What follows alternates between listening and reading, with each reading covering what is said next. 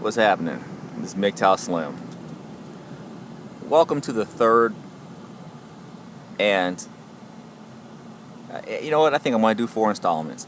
Welcome to the third of 4 installments I'm going to do on everything you need to know about occultism, idolatry, and the Illuminati. I assume that you have listened to the first 2 segments, and I'm going to jump straight into the third.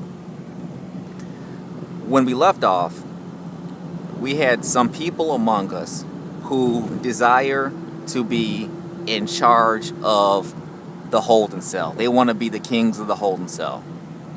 And they are the ones who listen to the lifers behind the bars who are offering to give them the game on how to do everything. Now, as we discussed before, these lifers have an ultimate motive for even talking to us in the holding cell. They can't get their hands on us. They're never getting out of that prison, and the only way they can get their hands on us is to get us to mess ourselves up while we're waiting for our court date, so that we get sentenced behind those bars where they are, so they can get their hands on us. All right, that's their ultimate goal. But even then, they're still not giving this game away for free. They expect something in return, and here's what they want in return. They want 2 things specifically. They want respect, and I'll talk about the dynamics of that respect. The respect they want is they want obedience, and they want recognition. Okay, so in order to get that information from them, you have to go through their specific process of showing them respect.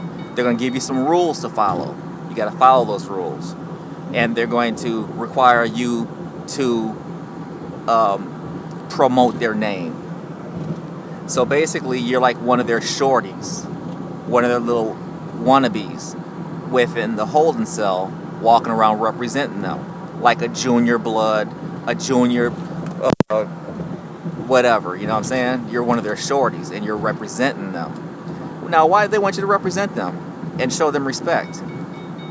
Because the more shorties they have in our population walking around representing them and showing them respect, the more respect they get behind those walls in the real penitentiary. Okay? Remember, in that real penitentiary, it operates just like the penitentiaries we see here. Okay? Respect. They have prison politics. All right? They compete for respect. And one of the best ways they can get respect is to get us little shorties up in the holding cell to promote them and follow their little rules and stuff. Okay? That is idolatry. Now you know. Every example of idolatry that has ever been documented from the ancient world until this very day specifically has spiritual entities, specific individual spiritual entities that are being represented in all forms of idolatry.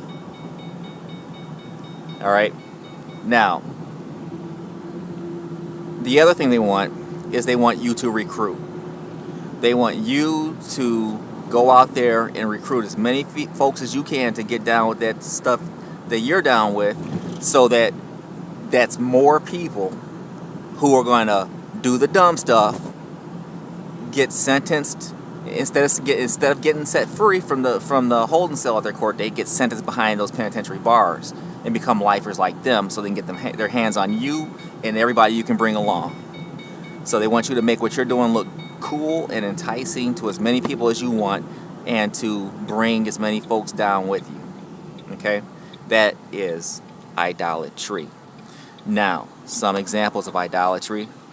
In the Old Testament, we have examples that seem strange to us. They have, these people making golden idols and idols out of wood and worshiping them. They had worship Asherah poles and perform these ceremonies and these rituals and things like that. That's all idolatry, and that's all it exactly comes from what I just described to you. We have idols all over our world today. In Western civilization specifically, we can talk about one I guess easy to recognize idol is Santa Claus.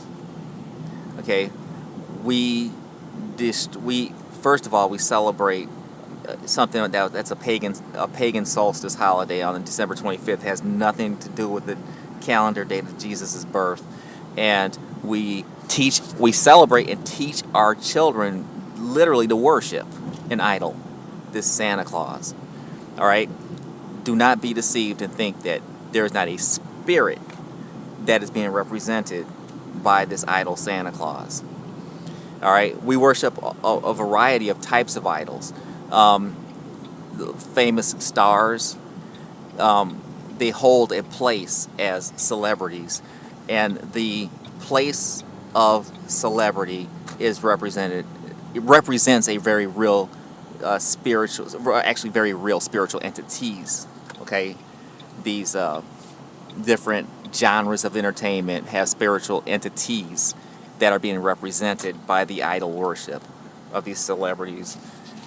And even this fitness thing, where dudes are trying to get abs, which is basically dudes trying to look like this classic marble statue of David.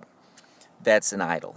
We spend more time and commitment and dedication as a population trying to contort our bodies, in fact, into this image. That is a form of idolatry, and there is a very specific individual spirit that is behind that. All right? Idolatry, we are surrounded by idols.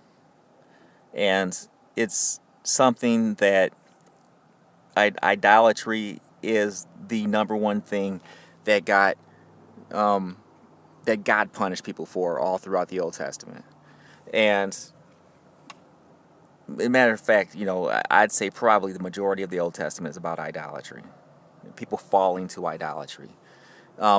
Clubs and organizations. Oh, no. I'm going to save the clubs and organizations for the part on the Illuminati. All right. So now you guys have everything you need to know about idolatry. I'll see you in the fourth and final installment.